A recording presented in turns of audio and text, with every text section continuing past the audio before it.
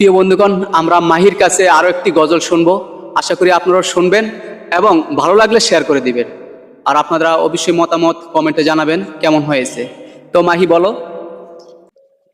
আছি গো ডুবে আমি পাপেরি সাগরে, না জানি কি হবে ওপারের হাসরে।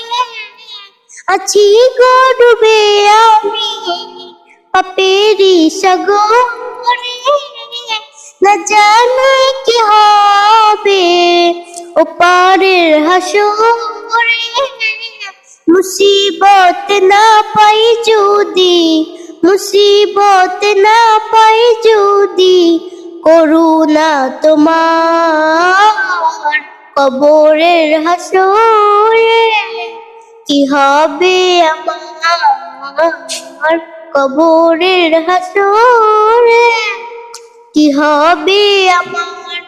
নবী নবী নবী নবী নবী নবী নবী নবী, তুমি তো দিয়েছো দেখিয়ে আলোর পথ, বলেছ সে পথে মিলবে রহমত। তুমি